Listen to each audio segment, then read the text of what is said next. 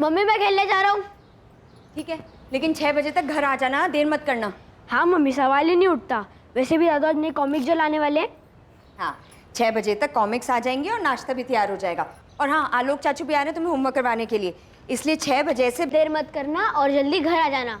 अब मम्मी मैं जाऊँ, वरना मेरी बैटिंग मिस हो जाएगी। हाँ तो जाना, लेकिन 6 बजे से पहले। हाँ हाँ मम्मी, 6 बजे। बच्चे जब खेलने के लिए निकलते हैं तो वो जोश और उत्साह से भरे हुए होते हैं, मानो उनके पैरों में पंख लगे हुए हैं। ना गुजरे कल का गम, ना आने वाले कल की फिक्र, वो सिर्फ आज में जीते हैं। वो अभी क्या खेलेंगे सिर्फ इसके बारे में सोचते हैं। कोई उन पर नजर रख रहा है, कोई खतरा उनके आसपास मंडरा रहा है, ऐसा ख्याल तो उनके मासूम मन में आता भी नहीं। और एक बच्चे के मन में यह ख्याल आएगा भी कैसे कि कोई उसे नुकसान पहुंचाना चाहता है।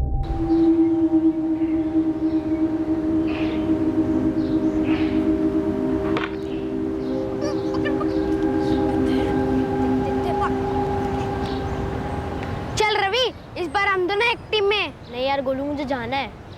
अरे बाप रे, 6:15 हो गए। चल यार मैं चलता हूँ। अरे अभी शाम होने में टाइम है रवि, चल एक और एक मैच खेल लेते हैं ना। हाँ यार, हम लोग रोज तो 7 बजे तक खेलते हैं। नहीं यार, आदमी को जाना है। मम्मी को बोल के थे 6 बजे तक आऊंगा, अभी 6:15 हो गए। चल यार मैं चलता हूँ। गोलू को मेरा बैट ले जाना। अपनी माँ से किए वादे के अनुसार रवि 6:15 बजे ही खेलना छोड़कर घर के लिए निकल गया था। खेल का मैदान रवि के घर से सिर्फ 10 मिनट की दूरी पर था, लेकिन 16 जून 2018 की उस शाम रवि घर पहुंचा ही नहीं। दादाजी आधा घंटा तो हो गए रवि को यहाँ से गए, और हमसे तो रवि ने ये कहा था कि घर जा रहा हूँ। क्यों पंकज? अब कह रहा था मम्मी ने 6 बजे तक आ जाने को कहा है। रवि अभी तक घर नहीं लौटा, कहाँ जा सकता है?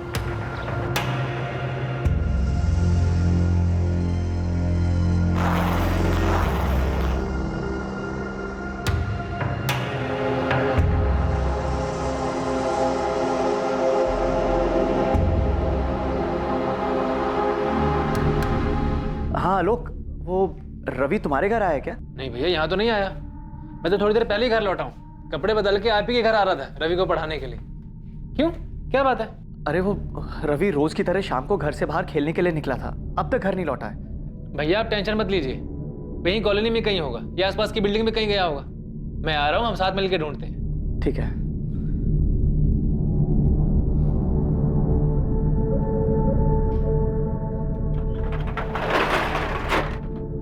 हाँ सागर भैया, हम निकल रहे हैं अभी। आसपास की सभी बिल्डिंगों में ढूंढेंगे। रवि बाबा जरूर अपनी धुनकी में किसी पड़ोस के घर में चले गए होंगे। हम ढूंढ के लेकर आते हैं आपके पास, आप परेशान मत होइए।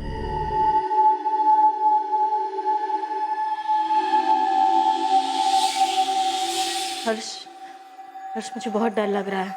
रिया डरो मत। ऐसे कैसे नहीं डरूं?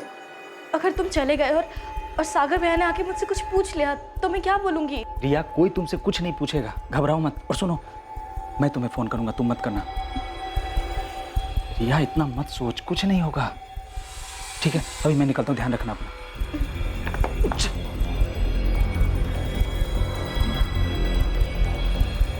सुमन मैं जा रहा हूँ। अरे रे सुनिए, कहाँ जा रहे हैं आप? अरे तुमने सुना तो सही, वहाँ नीचे 202 में रवि मिल नहीं रहा है। जाके देखना तो चाहिए। सागर और विद्या बेचारे वहाँ पे। उन पे तरस खाने जाएंगे ना तो उल्टा वो हम पे बरसेंगे। रहने दीजिए आप। देखो सुमन, ऐसा कुछ नहीं होगा। बात को समझो, तुम्हारे बच्चा नहीं मिल रहा है उनका, मुसीबत में हो। मुसीबत में हम आ जाएंगे, सीधा शक हम पे जाएगा, आप कहीं जाने की जरूरत नहीं। सुमन। चाचा जी, भाभी, आप दोनों टेंशन मत लीजिए, रवि को हम ढूंढ निकालेंगे। सागर भैया, चल के मैदान के आसपास की बिल्डिंग्स में देखते हैं, रवि यही कहीं होगा। चलो।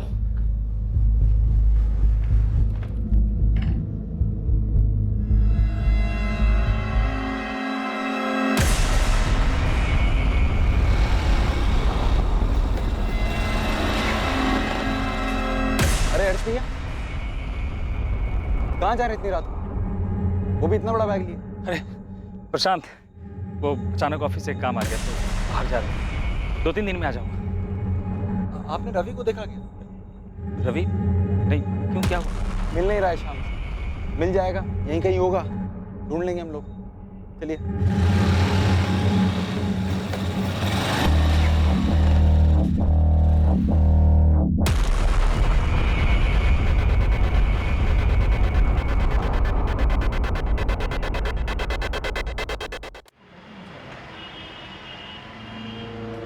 सच्ची, रवि 6:15 के आसपास चला गया था और बोला था कि घर जा रहा है। चल यार मैं चलता हूँ। अरे अभी शाम होने में टाइम है रवि, चल एक और एक मैच खेल लेते ना। नहीं यार आज मेरे को जाना है, मम्मी को बोल देते थे 6 बजे तक आऊंगा, अभी 6:15 हो गए। चल यार मैं चलता हूँ। मुझे तो समझ में ही नहीं आ रहा है, मैदान हमारी बिल्डिंग से सिर्फ 10 मिनट की दूरी पर है।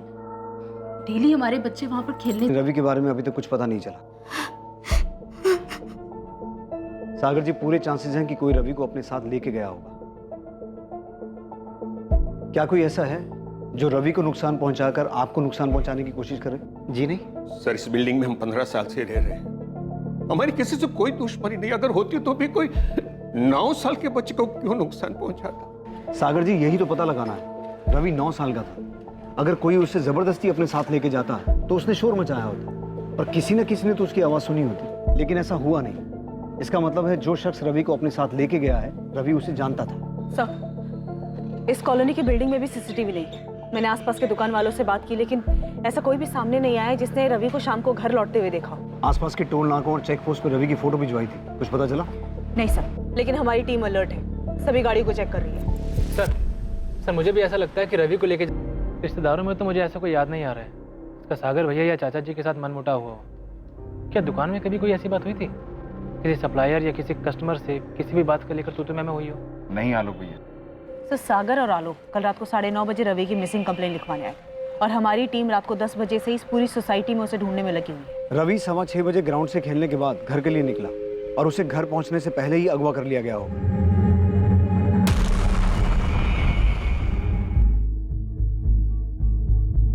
हमारी इन्वेस्टिगेशन 10 बजे शुरू हुई, यानी कि किडनैपर के पास 3.5 घंटे का टाइम था और अभी 12 घंटे बीत गए हैं, लेकिन फिरौती का कोई कॉल नहीं आया। आपका शक सही लग रहा है, ये काम किसी जान पहचान के आदमी का है। कोई ऐसा शख्स जिस पर रवि को पूरी तरह से भरोसा था।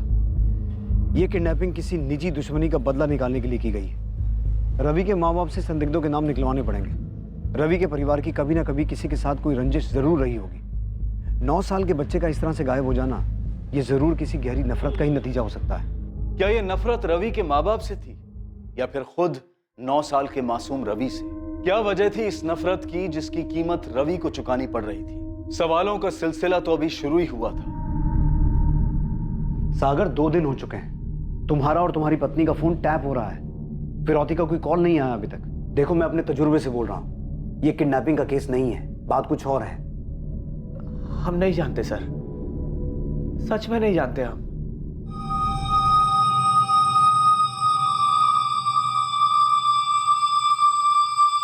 चाचा जी, मैं चलता हूँ, दुकान भी खोलनी है।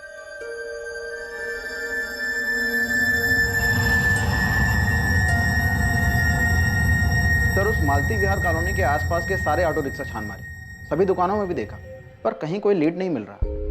सर, कहीं ऐसा तो नहीं कि बच्चा सोसाइटी में गया हो और वहीं अंदर कहीं कुछ हुआ हो? होने का तो कुछ भी हो सकता है उस्मान, इसलिए अंदर बाहर सब जगह ढूंढ रहे हैं। कॉलोनी में 2 बिल्डिंग्स हैं, 70 से ज्यादा फ्लैट हैं, इसलिए टाइम रहते हर एक घर को छानना बहुत मुश्किल है। तो एक काम कर, किसी भी तरह से ये पता लगा कि कॉलोनी में किन लोगों की सागर, विद्या या रवि के दादा किशन त्यागी के साथ कोई अनबन थी। बात पुरानी हो या नहीं, खोद के निकाल। कॉलोनी में सीसीटीवी नहीं है तो क्या हुआ, आंख कान तो बहुत है, किसी ने कुछ तो देखा सुना होगा। जी सर। अच्छा सुनिए, मैं विद्या से मिलने जा रही हूँ, काफी दिन हो गए, अगर खबर नहीं पूछी तो भी शक होगा। ऐसा कुछ नहीं होगा, ज्यादा सोच रही हो तुम। विद्या के इस हाल में उसे तुम्हारे सहारे की जरूरत है। आप मुझे मत सिखाइए मुझे क्या करना है, और विद्या पे आपको इतना तरस खाने की जरूरत नहीं है। किस बात की दुश्मनी मैडम? सागर जी तो काफी सीधे साधे व्यापारी हैं। किसी कस्टमर से तो क्या, पिछले 5 साल की नौकरी में उन्होंने मुझसे ऊंची आवाज में बात नहीं करी। अगर सबसे प्यार ही था तो रवि गायब कैसे हो गया? अच्छा ये बताओ, सागर के कोई भाई बहन या उनकी पत्नी विद्या के कोई भाई बहन जिनके साथ जमीन को लेकर कोई लफड़ा या अनबन, ऐसा कुछ सुना है तुमने?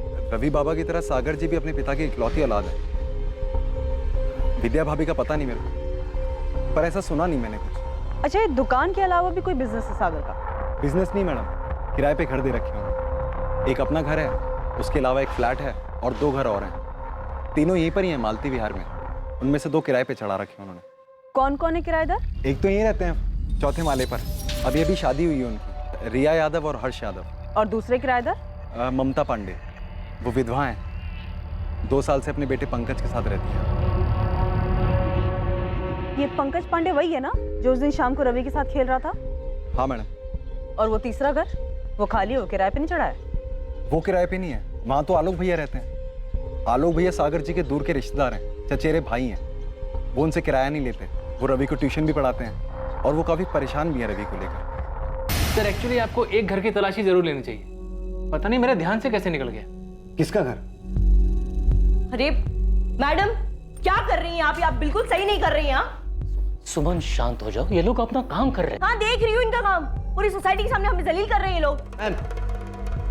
कुछ नहीं मिला। नहीं मिला ना रवि, ना उसके कपड़े मिले, मतलब गलत थी ना आपकी खबर। अब बताइए किसने दिया था हमारा नाम? सुमन जी, नंदन जी आप लोग को तकलीफ हुई उसके लिए हम सोचते। नहीं, मैं जानती हूँ आपको मुझ पे शक क्यों हुआ है, क्योंकि मेरी औलाद नहीं है ना, मेरे बच्चे नहीं हो सकते, इसलिए आपको लगा कि ऐसा कुछ नहीं है। ऐसा ही है, जिस औरत के बच्चे नहीं होते वो दूसरों के बच्चे चुरा लेती है, ऐसा ही लगता है ना? सुमन जी हमारे पास ठोस वजह थी, आपका और विद्या का झगड़ा हुआ था और आपने विद्या को धमकी भी दी।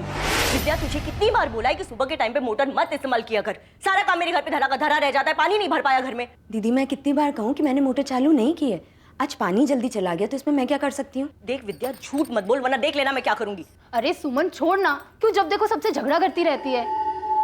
अरे वाह विद्या, तूने तो सुधा को भी अपनी साइड में कर लिया, बड़ी चालाक निकली तू तो। दीदी मुझे आपसे बहस नहीं करनी है, आपके पास तो कोई काम है नहीं, तो आप फुर्सत में लड़ाई कर सकती है, पर मेरे पास बहुत काम है। मुझे रवि को स्कूल के लिए तैयार करना है, उसका नाश्ता बनाना है, तो आप प्लीज जाइए यहाँ से। एक सेकंड, मतलब कहना क्या चाहती है तू? हाँ मेरी औलाद नहीं है इसलिए मैं झगड़ा कर रही हूँ? नहीं सुमन, विद्या ने ऐसा कुछ नहीं कहा है, तू चल। हाँ हो भी सकता है, शायद इसीलिए इतना गुस्सा भरा है आपके अंदर। बेटे की माँ होने का इतना घमंड मत कर विद्या, वरना किसी दिन ना तुझे बहुत पछताना पड़ेगा। हाँ मैंने ऐसा कहा था क्योंकि मैं गुस्से में थी, विद्या ने मुझे ताना मारा था और वो भी सुधा। ये क्या कर रही हो मम्मी? कोई नहीं मैजिक ट्रिक सीखी जिससे मैं गायब हो जाऊंगा। ऐसा नहीं बोलते। रवि जल्दी कर, लेट हो रहे। चाचू बचा लो। रवि अभी क्या हुआ? नजर क्यों उतार रहे हमारे हीरो की? नहीं बस ऐसे ही, ताकि किसी की बुरी नजर ना लगे इसे। हमारे हीरो को किसकी नजर लगेगी? हा? मैं हूं ना इसके साथ, अब खामखा टेंशन ले रही है। Bye mummy. बाय।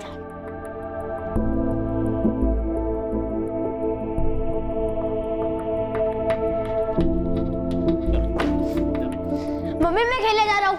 रवि धीरे, और 1 घंटे में वापस आ जाना। नहीं मम्मी 2 घंटे प्लीज। कोई मोल भाव नहीं, 1 घंटा मतलब 1 घंटा, समझे? जल्दी वापस आना। क्या बात है भाभी? 1-2 दिन से देख रहा हूँ आप रवि को लेकर कुछ ज्यादा ही परेशान है। वो क्या है ना, कुछ लोगों की बातें बहुत डरा देती हैं लोग।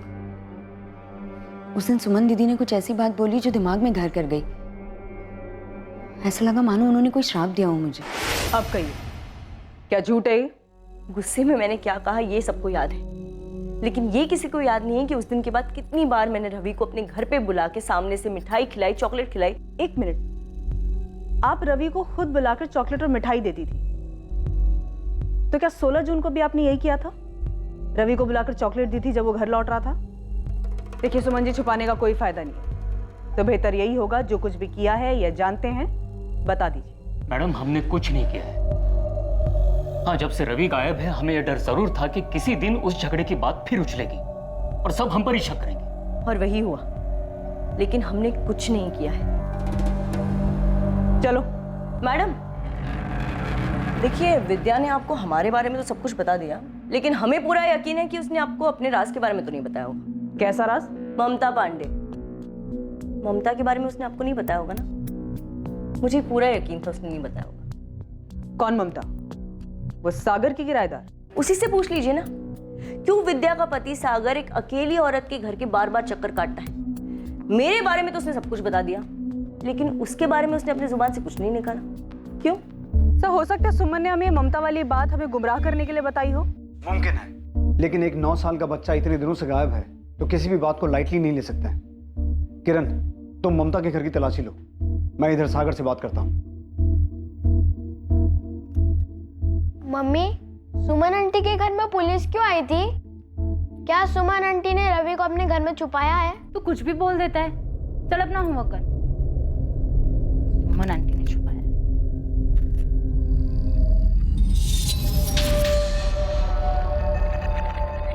गोलू, उस दिन जब तू रवि के साथ खेल रहा था तो क्या सुमन आंटी वहां से गुजरी थी?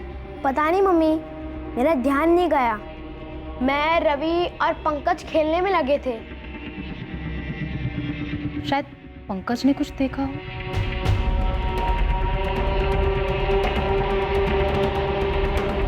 सागर, तुम्हारे और ममता के बीच क्या है?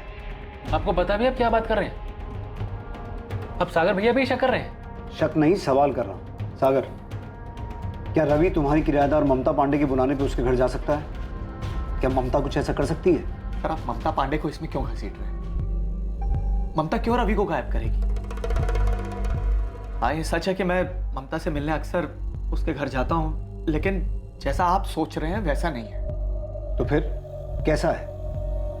सर, 3 साल पहले ममता पांडे के पति की डेथ हो गई थी। तब से वो बेचारी अकेले अपने बेटे पंकज की परवरिश कर रही है। मैं कभी कभी पैसों से थोड़ी बहुत उसकी मदद कर देता हूँ, उसके बेटे के साथ खेल लेता हूँ इंसानियत के नाते, बस। तुम्हारी पत्नी विद्या को तुम्हारी इस इंसानियत के बारे में पता है? जी हाँ, विद्या जानती है कि ममता हमारी किराएदार है। सागर, मेरा सवाल ध्यान से सुनो। तुम जो ममता पांडे से बार बार मिलते हो, उसे पैसे देते हो, इस बारे में तुम्हारी पत्नी विद्या को पता है?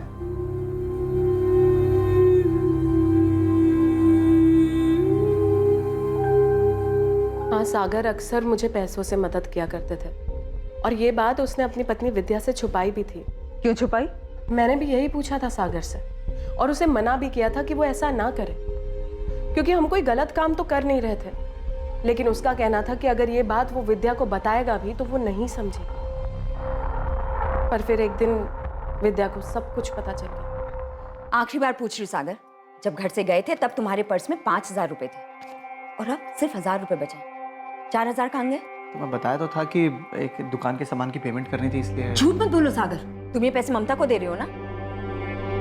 मैं सब समझती हूँ, बेवकूफ नहीं हूँ। देखो, जैसा तुम समझ रहे हो ना वैसा कुछ नहीं, विश्वास करो मेरा। मैं सिर्फ उसकी थोड़ी सी हेल्प कर देता हूँ क्योंकि एक छोटे बच्चे की जिम्मेदारी है उसकी। तुम पे भी अपने बच्चे की जिम्मेदारी है सागर, और बेहतर यही होगा कि ममता के बच्चे की फिक्र करने की बजाय तुम अपने बच्चे की फिक्र करो। और इसके बावजूद तुम ममता से मिलते रहे, लेकिन तुम्हारा कोई अफेयर नहीं है, राइट? जी नहीं, हम दोनों को अपनी जिम्मेदारी का एहसास है, लेकिन आपको नहीं है। तभी तो हमारे बेटे रवि को ढूंढने की बजाय ऐसी मनगढ़ंत बातों को पकड़ के बैठ गए आप। अब ये बातें विद्या से मत पूछेगा, वैसे उसकी हालत बुरी है। उससे भी बुरी हालत में तुम्हारा बेटा रवि हो सकता है सागर, लेकिन तुम फिर भी हमसे सच्चाई छुपा रहे हो। मैं आपसे कोई सच्चाई नहीं छुपा रहा हूं। ठीक है, ये बताओ कि ममता का बेटा पंकज और रवि दोस्त है ना? तो रवि कभी कभी जाता था ममता के घर? हाँ, पंकज के साथ 1-2 बार रवि घर आया था खेलने के लिए। क्या 16 जून को भी रवि आया था? मैं आपसे कह रहा हूं, ममता रवि के साथ कुछ गलत नहीं कर सकती। वो खुद एक माँ है, रवि की उम्र का तो खुद का बच्चा है उसका। और रवि ही एक अड़चन था तुम दोनों के रिश्ते में। ममता शायद जानती थी कि तुम विद्या को तो छोड़ सकते हो, लेकिन रवि को नहीं, इसलिए शायद ममता ने। सर, आप रवि को ढूंढिए, और अगर ममता को गिरफ्तार करने से रवि मिल जाता है तो ऐसा ही कीजिए। इस वक्त मुझे मेरा बेटा रवि चाहिए, बस।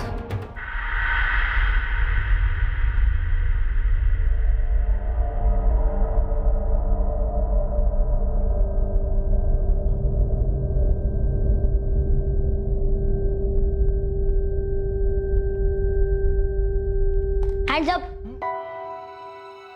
मम्मी ने आपको कहा था ना कि ये लड्डू नानी के घर ले जाने के लिए बनाया है, तो फिर क्यों खाए? अभी उन्हें बताता हूँ। मम्मी चुप कर, मम्मी के मैसेंजर। चुप, मम्मी को कुछ नहीं बताएगा तू, ओके? ठीक है, पर उसकी फीस लगेगी। क्या चाहिए तुझे? 1 पेस्ट्री, 2 चॉकलेट, और फिर आपका राज राज रहेगा। अच्छा बेटे, तेरे को पता है ना रिश्वत मांगना बुरी बात होती है। और पापा, आप भी जानते हो ना कि आप मम्मी से जो ये सब छुपा रहे हो वो सब भी बुरी बात है।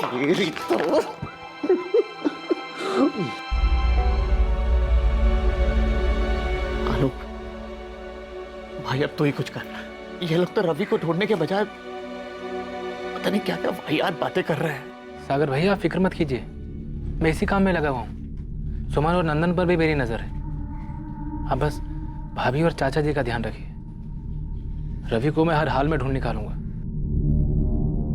सर, ये ममता काफी स्ट्रेट फॉरवर्ड औरत लगी। कॉलोनी के ही कुछ बच्चों को ट्यूशन पढ़ाती है, बिना झिझक के साफ साफ बात कर रही थी। लग नहीं रहा था कि कुछ छुपा रही है। तुमने ममता के बेटे पंकज से रवि के बारे में बात की? रवि उस दिन उसी के साथ खेल रहा था। यस सर, जब मैंने पंकज से रवि के बारे में पूछा तो लग नहीं रहा था कि कुछ रटा रटाए बोल रहा है। वैसे भी मैंने ममता के कॉल रिकॉर्ड्स मंगवाए सर। 16 जून की शाम को ममता कहाँ क्या कर रही थी ये भी हम पता लगवा रहे हैं। इस केस की नब्ज हाथ नहीं लग रही है। रवि के गायब होने की वजह का पता नहीं चल पा रहा है। आखिर ये मामला क्या है? कुछ तो है किरण जो हमसे मिस हो रहा है। इस केस में कई ऐसे किरदार थे जो अभी तक पुलिस की नजरों में नहीं आए थे, और जो सामने आए भी थे उनकी पूरी तरह तफ्तीश होनी अभी बाकी थी, और जिनकी तफ्तीश हुई थी उन्होंने इस केस को और उलझाने का काम किया था। क्या घूर रहे हैं आप लोग? हाँ, रवि के गायब होने से पूरे इलाके में डर का माहौल था, लेकिन सबसे बड़ी मुश्किल की घड़ी रवि के परिवार वालों के लिए थी। रवि की गैर मौजूदगी ने उनकी जिंदगी वीरान कर दी थी।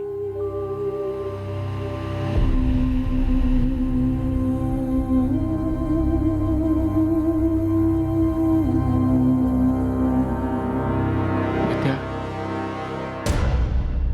आलोक भी ढूंढ रहा है हमारे रवि को। बहुत जल्दी मिल जाएगा हमारा रवि। वो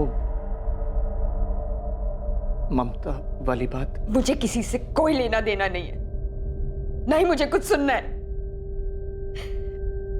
मुझे सिर्फ मेरा बेटा रवि चाहिए।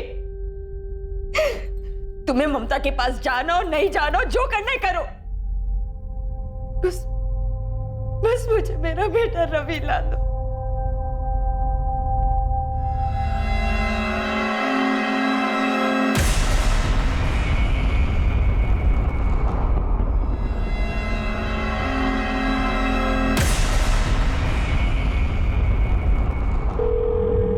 हाँ रिया, मैं बोल रहा हूँ, सब ठीक है वहाँ? हाँ फिलहाल सब ठीक है। किसी ने मेरे बारे में पूछा?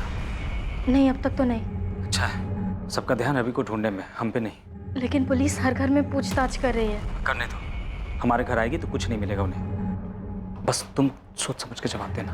हर्ष मुझे अब कितने दिन यहाँ रहना होगा? बस कुछ दिनों की बात है रिया, मैंने सारी तैयारी कर ली है, सब कुछ प्लान के हिसाब से चल रहा है। ठीक है।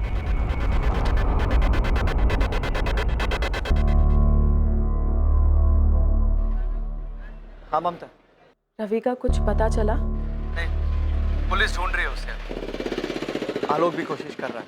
पुलिस मुझसे हमारे बारे में पूछ रही थी। मुझसे भी। सागर, मैं जानती हूँ तुम इस वक्त बहुत परेशान हो, लेकिन तुम हिम्मत मत हारना। देखना सब ठीक हो जाएगा। तुम्हें अगर कभी भी मेरी ज़रूरत महसूस हो और बात करने का मन हो तो मुझसे मिलने घर आ जाना। ममता, अब मैं नहीं आऊँ।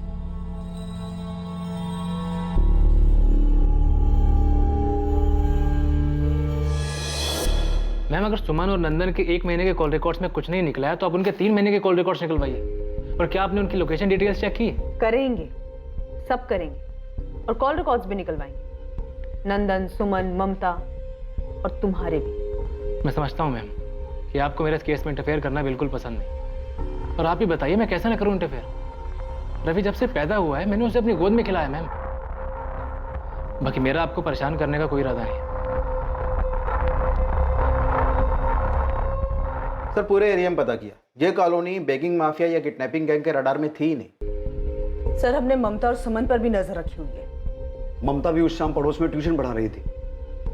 कहीं से कोई लीड ही नहीं मिल रही है। रवि आखिर है कहाँ? ना कॉलोनी के अंदर कहीं मिल रहा है, ना बाहर किसी मूवमेंट का पता चल रहा है, ना ही अभी तक फिरौती का कॉल आया है। किरण, मुझे बच्चे को लेकर बहुत डर लग रहा है। बहुत टाइम हो गया है, यहाँ तो ऑलरेडी रवि के साथ कुछ हो गया है, या फिर कोई अभी भी सही मौके का इंतजार कर रहा है। विद्या, सुमन दीदी, मेरे रवि को वापस कर दीजिए। मैं जानती हूँ कि मुझसे बहुत बड़ी गलती हुई है। आपको जितना भी गुस्सा है ना, आप मुझसे निकाल दीजिए। जो भी सजा देनी है ना मुझे दे दीजिए। पर मेरे बेटे रवि को वापस कर दीजिए। अगर आप चाहती हैं ना तो मैं आपके पैर पड़ने को भी नहीं आ रही। विद्या क्या कर रही हो? उठो, उठो, संभालो अपने आप को। विद्या उठो, प्लीज उठो। मैं सच कह रही हूँ, मुझे नहीं पता रवि कहाँ है। मेरे बेटे को लौटा दीजिए दीदी। मुझे माफ कर दीजिए, मेरे बेटे को लौटा विद्या चलो, रवि को विद्या बेटा चलो यहाँ से, चलो।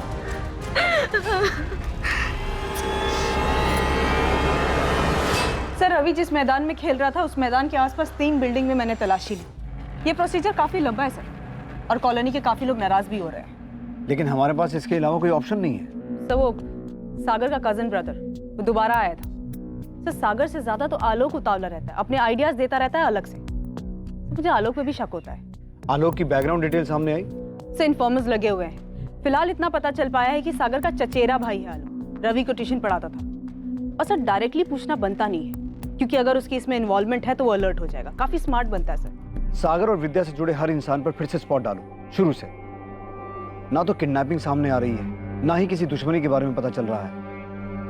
आखिर रवि के गायब होने के पीछे का मकसद क्या हो सकता है?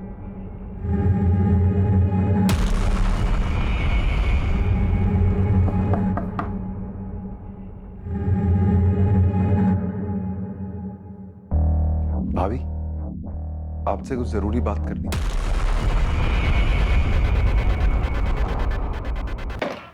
सर, 1 हफ्ते के ऊपर हो गया है, आप लोग मेरे बेटे रवि को ढूंढने के बजाय यहाँ पर बैठकर हमारे कॉल रिकॉर्ड छान रहे हैं। सागर, हम पूरी कोशिश कर रहे हैं, लेकिन इस बारे में हमें कुछ इन्फॉर्मेशन तुमसे भी चाहिए। ठीक है इंस्पेक्टर, मैं अब फाइनली आपको बता ही देता हूँ। और बताना क्या है, आपको ले चल के दिखा देता हूँ ना वो जगह जहां पर मेरे बेटे रवि को अगवा करके रखा गया था। जहां रवि को अगवा करके रखा गया था? चौंक गए ना आप लोग? मैं अच्छी तरह समझ चुका हूं कि आप लोग दरअसल मेरे बेटे रवि को ढूंढने में खास मेहनत करना ही नहीं चाहते। अरे आप लोगों से ज्यादा तो मेरा चचेरा भाई आलोक उसके बारे में खबर जुटा रहा है। आलोक? हाँ आलोक, वो ही ले गया था मुझे उस जगह पर जहां पर मेरे बेटे रवि को अगवा करके रखा गया था।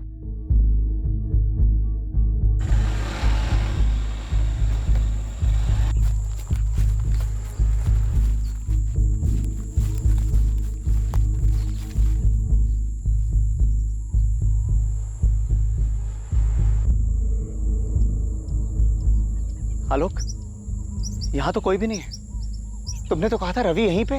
रवि यहीं था सागर भैया, उन लोगों ने अपना ठिकाना बदल लिया। हमारा रवि अकेला ऐसी जगह पर? आलोक, कहाँ होगा रवि? कब मिलेगा हमें? भैया आप टेंशन मत लीजिए, मैं जल्दी ढूंढ निकालूंगा उसे, मिल जाएगा वो। मेरे आदमी इसी काम में लगे हुए। आलोक के लोग? कौन से लोग? उसे कैसे पता उस जगह के बारे में? उसके इन्फॉर्मर्स के जरिए। आलोक के इन्फॉर्मर्स? जी, आलोक आईबी में ऑफिसर है। आलोक इंटेलिजेंस ब्यूरो में है? पुलिस के लिए यह एक चौंका देने वाला खुलासा था। यही नहीं, एक हद तक पुलिस के लिए शर्मिंदगी की बात भी थी, क्योंकि दूसरे डिपार्टमेंट का एक ऑफिसर इन्वेस्टिगेशन में उनसे आगे था। देखिए, मैंने कहा ना, हम आपका सारा किराया चुका देंगे। कहीं भागे तो नहीं जा रहे हैं ना? आप प्लीज बस थोड़े दिन रुक जाइए। दिन नहीं, महीनों से रुके हुए, और कितना रुकेंगे। देखिए रिया भाभी, आप लोगों की ना किस्मत बहुत अच्छी है। जब से रवि बाबा गुम हुए हैं ना, सागर जी का काम पे बिल्कुल ध्यान नहीं है। नहीं तो अभी तक तो आप और हर्ष भाई। वैसे हर्ष भाई कब आ रहे हैं? वो जल्दी आ जाएंगे। देखिए आप सब्र रखिए प्लीज। अच्छा प्रशांत भैया, अब मैं रखती हूँ, घर का बहुत सारा काम बाकी है। आई एम सॉरी सर, मैंने आपसे अपनी आइडेंटिटी छुपाई, पर आप समझ सकते हैं हमारी लाइन के काम में कुछ बातें कॉन्फिडेंशियल रखनी पड़ती। लेकिन आलोक, तुम्हें उस जगह के बारे में कैसे पता चला जहां रवि को अगवा करके रखा गया था? I am sorry sir, actually ऐसी कोई जगह है ही नहीं। मतलब? सर ये सच है कि मेरे आईबी डिपार्टमेंट के खबरी इस केस में लगे हुए हैं, पर ये किडनैपिंग की जगह मैंने सागर भैया को तसल्ली देने के लिए क्रिएट की थी। मैं कुछ समझा नहीं। सर सागर भैया हिम्मत हार चुके थे, उन्हें लग रहा था कि रवि जिंदा ही नहीं है।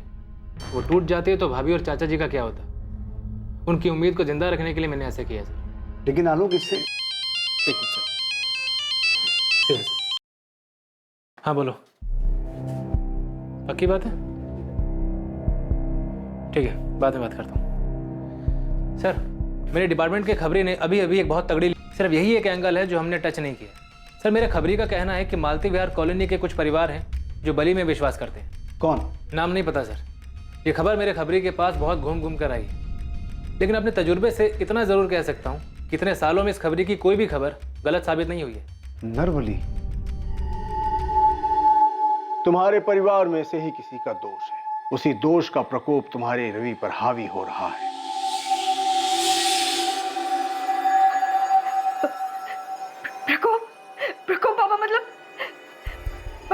मेरा बेटा ठीक तो है ना बाबा? तुम्हारे घर के आसपास ही है रवि। आसपास मतलब कहाँ बाबा? प्रतीक्षा करनी होगी। दोष का प्रकोप रवि पर बहुत भारी है। कोई ऐसा तरीका नहीं है जिससे रवि जल्दी आ जाए? कोई विधि वगैरह हो?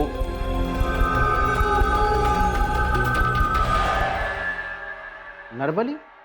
ये टिप किसने दी मैडम? तूने नहीं, तेरा काम था। तुझसे ज्यादा वो आईबी वाले की खबरी इंफॉर्मेशन ला रहे हैं। सॉरी मैडम, पर कसम से मैंने अपने काम में कोई ढील नहीं की है। वैसे ये नरबली वाली खबर सच तो है ना? उस्मान, तू अपना काम कर, समझा? दूसरे काम में नुस्ख मत निकाल। देख, तू अपने लेवल पे पता कर कि कॉलोनी में ऐसे कौन कौन से लोग हैं जो नरबली में विश्वास रखते हैं। जी। सब ये यूपी में सभी नरबली चढ़ाने वाले तांत्रिकों की फाइल है। इनमें से ज्यादातर जेल में है। बात की इनसे?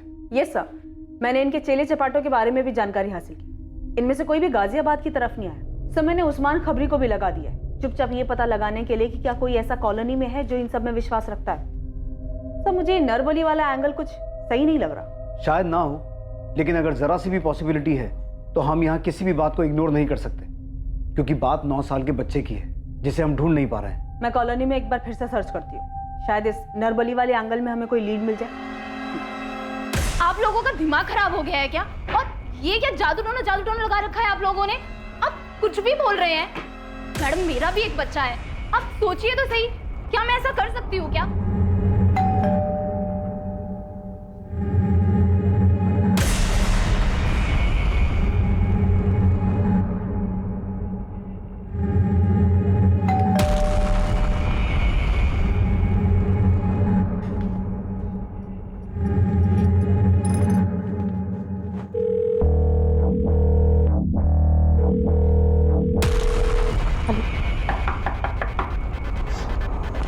जी, क्या हुआ? तलाशी लेनी है। एक सेकेंड, मेरे पति इस वक्त घर पे नहीं है, तो आप ऐसे जबरदस्ती अंदर नहीं आ सकते। रिया, तुम टेंशन मत लो। अगर तुमने कुछ नहीं किया तो तुम्हें कुछ नहीं होगा। ये इनका रूटीन प्रोसीजर है, इन्हें इनका काम करने दो। जय हिंद। हटिए।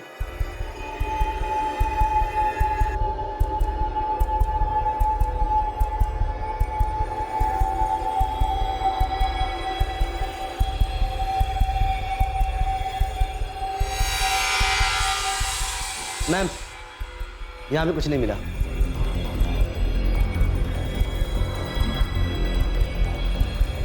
चलो।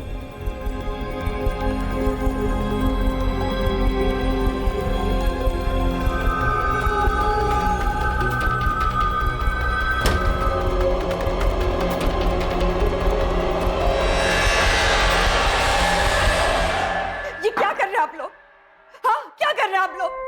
आप लोगों को लगता है कि मैं खुद अपने बेटे को कुछ भी करने जा रहे, कुछ भी बोलने जा रहे, पर वो मेरा बेटा है, माँ उसकी। मैं कैसे? हाँ उस्मान, बोल।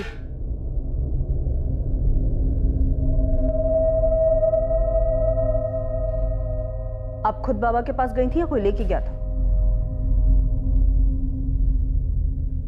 हाँ सर, सच है ये। मैं ले गया था विद्या भाभी को बाबा जी के पास, क्योंकि परेशान थी हूँ बहुत ज्यादा। काला जादू और बलि चढ़ाकर तेरे बाबा परेशानी दूर करते हैं? ये क्या कह रहे हैं आप? मैं बाबा जी में विश्वास रखता हूँ, लेकिन ये काला जादू और बलि से मेरा कोई लेन देन नहीं है। मैं तो इसलिए ले गया था विद्या भाभी को, ताकि उनको मन की शांति मिले। लेकिन अगर तू अपनी शांति चाहता है तो सच बोल, वरना ये डंडा बोलेगा। हर्ष, पुलिस ने प्रशांत भैया को पकड़ लिया है। भैया वो सब छोड़ो तुम, आज के आज निकलो वहां से, और जो भी पहली ट्रेन मिले पकड़ के कानपुर आ जाओ। ठीक है। सर, ये किस गुनाह की सजा दे रहे हैं सर आप? मैं सच में सागर भैया और भाभी का भला चाहता हूं मैं, ताकि उनको तसल्ली मिले। लेकिन तेरे जवाब से हमें तसल्ली नहीं मिली। सर, ये क्या कह रहे हैं सर आप? मैं सच में उस दिन रवि को ढूंढ रहा था, पैंतरा नहीं है ये कोई। सर, मुझे कुछ याद आ रहा है सर। अरे हर्ष भैया, कहाँ जा रहे इतनी रात को, वो भी इतना बड़ा बैग लिए? अचानक ऑफिस से एक काम आ गया तो बाहर जा रहा हूँ।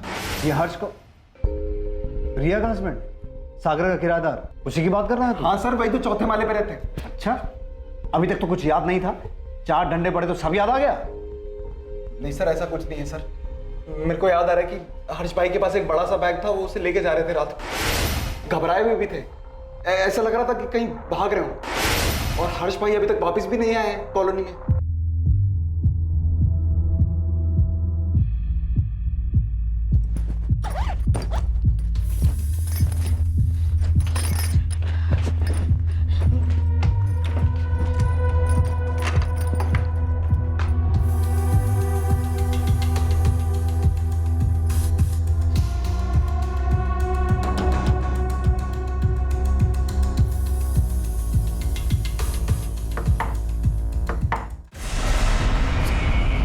अच्छे से देखो।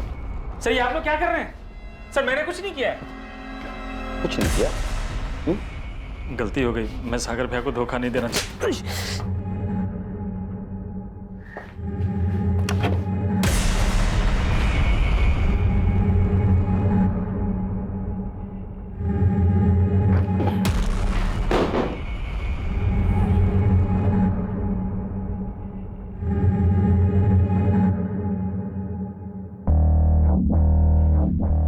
रवि कहाँ है? रवि मुझे नहीं पता सर। सच बोलेगा या हड्डियों को और आजमाना चाहता है? कसम से कह रहा हूँ सर, मैंने रवि को अगवा नहीं किया है। वो तो मैं किराया नहीं दे पा रहा था, इसलिए चुपचाप घर खाली करके भागने का प्लान बनाया। तो ऐसे नहीं बोलेगा तो तोड़ो इसे। सर मैं सही कर रहा हूँ सर। देखिए, मैं मानती हूँ हमसे गलती हुई है। आपने हमें रहने को घर दिया, हमें भरोसा किया, और हम आपको धोखा देकर जा रहे थे। सागर भैया, विद्या भाभी, मैं कह रही हूँ हर्ष ने रवि को कुछ नहीं किया है। भाभी प्लीज प्लीज आप पुलिस को बोल दीजिए कि वो हर्ष को छोड़ दे प्लीज। सर कुछ मिला आपको हर्ष के इंटरोगेशन से? नहीं आलोक, हर्ष के कॉल रिकॉर्ड्स और लोकेशन डिटेल्स भी स्कैन किए, और कानपुर जिस जगह वो नई नौकरी के लिए गया था वहाँ उसके कलीग से भी बात की। और 16 जून को गाजियाबाद से हर्ष ने जो ट्रेन पकड़ी थी कानपुर के लिए, वहाँ के भी कुछ आई विटनेस ने कहा है कि उन्होंने हर्ष के साथ कोई बच्चा नहीं देखा। सर आई थिंक हमें हार नहीं माननी चाहिए। वो तो हम हरगिज नहीं मानेंगे आलोक, जब तक ये केस सॉल्व नहीं हो जाता चैन से नहीं बैठे। अगले कई दिनों तक पुलिस पूरी ताकत से रवि को ढूंढने में लगी थी। आलोक की कोशिशें भी जारी थी, लेकिन रवि की गुमशुदगी का राज अब भी राज ही बना हुआ था। रवि को गायब हुए 1 महीना बीत चुका था। गुनहगार को शायद लग रहा था कि उसका जुर्म अब हमेशा के लिए एक राज ही बना रहेगा, लेकिन यह सच की फितरत है, देर सवेर ही सही एक दिन सामने आ ही जाता है, और ऐसा ही इस केस में भी होने वाला था। ठीक है, मैं आता हूं। प्रशांत, मैं थाने जाके आ रहा हूं। कुछ क्लूज मिले हैं तुम्हारे उस नरबली के एंगल से जुड़े हुए, इसीलिए हमें तुम्हारे उस आईबी के इन्फॉर्मर से बात करनी है। सर एक्चुअली खबरी आईबी डिपार्टमेंट से कनेक्टेड है, तो उनके बारे में आपको जानकारी नहीं दे पाऊंगा। मैं जानता हूं, इसलिए तुम्हें टेंशन लेने की जरूरत नहीं है। मेरी तुम्हारे आईबी डिपार्टमेंट के हेड से बात हो गई है। इनफैक्ट वो यहीं आए हुए हैं। आइए सर।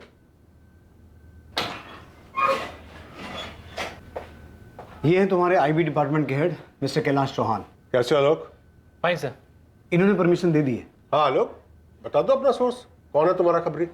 सॉरी सर, मैं आपकी बात रिस्पेक्ट करता हूँ, लेकिन वो खबरी जो है सर, वो सर ये आईबी डिपार्टमेंट के हेड नहीं, हमारा कांस्टेबल है विलास रावत। तेरा खेल खत्म हो गया आलोक, तू कोई आईबी ऑफिसर नहीं है। यही सोच रहा है ना कि तेरी असलियत हमें कैसे पता चली? तेरे ही बड़बोलेपन ने तुझे फंसा दिया। बोल उस्मान, क्या खबर सुनानी है? मैडम, कब से मुझे ये बात खटक रही थी कि जो खबर हम लोग नहीं खोद पाए, इस आईबी के खबरी ने कैसे खोद निकाली। तो सोचा क्यों ना मिलकर देखा जाए, ऐसी क्या खास बात है इस आईबी के खबरी में।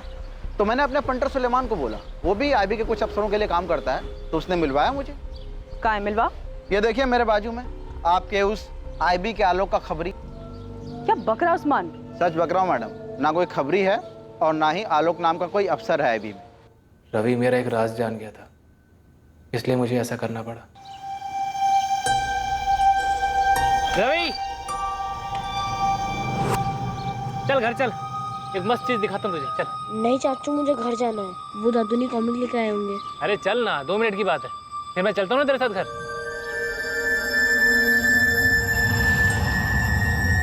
चले रवि बेटा, आपने जो उस दिन देखा था उस बारे में आपने किसी को बताया तो नहीं ना? शाबाश। आप एक वादा करेंगे कि वो राज हमेशा आपके और मेरे बीच रहेगा? प्रॉमिस? कौन सा राज? क्या जान गया था?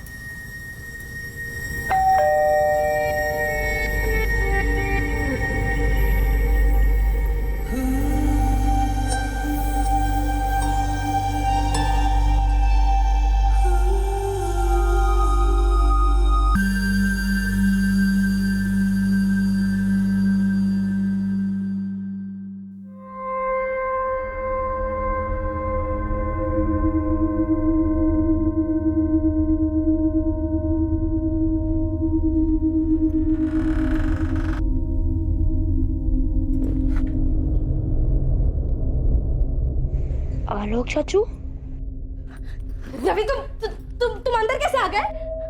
रवि रवि? रवि रिया, तुम पागल हो? ऐसे क्यों चला रही थी? रिया, मैं घबरा गई थी, इसने किसी को बता दिया तो। मैं देखता हूँ, डोंट वरी। आलोक जल्दी जाओ प्लीज। रवि!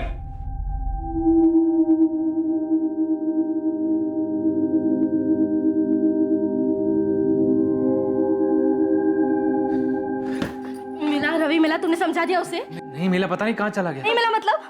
अरे तुम्हें समझ आ रहा है आलोक, यहाँ क्या हुआ है? रवि ने देख लिया हमें। तुमने दरवाजा कैसे खुला छोड़ दिया? अंदर कैसे आ गया वो? सबको बता देगा, देखना है भगवान। रिया, कुछ नहीं होगा, कुछ नहीं होगा, मैं समझा दूंगा उसे, टेंशन मत। आलोक निकलो तुम, अब हम मिल नहीं सकते, तुम निकलो यहाँ से, हमें खत्म करना होगा। ये क्या बोले जा रही तुम? आलोक निकलो यहाँ से, बस हो गया। सर मुझे लगा रिया घबरा गई है इसलिए ऐसा बोल रही है। उस वक्त मैं वहां से चला गया और जब रवि मुझे मिला मैंने उसे सब समझा दिया। वो बोला कि मेरा राज राज रखेगा। उसके बाद जब भी मैं उसे पढ़ाने जाता या उसको कहीं भी देखता था, उसकी चुप्पी मुझे डराती थी। और रिया तो मुझसे भी ज्यादा डरी हुई थी, मुझे मिलने तक को मना कर दिया था उसने। आलोक देखो, मैंने कह दिया ना, मैं नहीं मिलूंगी, मतलब मैं नहीं मिलूंगी। देखो जो हो गया सो हो गया, पर मैं और रिस्क नहीं ले सकती। देखो आलोक, मेरा पति हर्ष ना बहुत बोला है, मुझे कभी किसी चीज के लिए नहीं टोकता, लेकिन अगर ये चीज उसे पता चल गई ना, वो बर्दाश्त नहीं कर पाएगा। या तो वो मुझे मार देगा या छोड़ देगा। नहीं रिया, ऐसा कुछ भी नहीं होगा, तुम बेकार में डर रही हो। अगर रवि ने तुम्हारे भैया को ये बात बता दी तो क्या होगा? नहीं बताएगा वो, मैंने समझा दिया उसे। आलोक, रवि अभी बच्चा है और तुम श्योर हो कि वो कभी भी किसी को कुछ भी नहीं बताएगा? कभी नहीं। रिया की बात बिल्कुल सही थी, रिस्क तो था, रवि कभी भी मुंह खोल सकता था। तो मैंने सोचा इसका। पिछले 2 महीनों से रवि की लाश आलोक के ही घर में एक बैग के अंदर सड़ रही थी। रिया भी शामिल थी इसमें? नहीं, उसे कुछ नहीं पता। एक बार उसने मुझसे पूछा भी था कि क्या तुमने रवि के साथ कुछ किया है, मैंने कुछ नहीं बताया उसे। आलोक और रिया के अवैध रिश्ते की असलियत से बेखबर हर्ष यही समझता रहा उसका बिना किराया दिए भाग जाने का प्लान ही रिया की परेशानी का कारण है। सागर और विद्या सच्चाई जानने के बाद बिल्कुल टूट चुके थे। कोई सोच भी नहीं सकता था कि आलोक, जो रवि को अपने बेटे जैसा मानता था, उसी ने रवि की निर्मम हत्या की थी।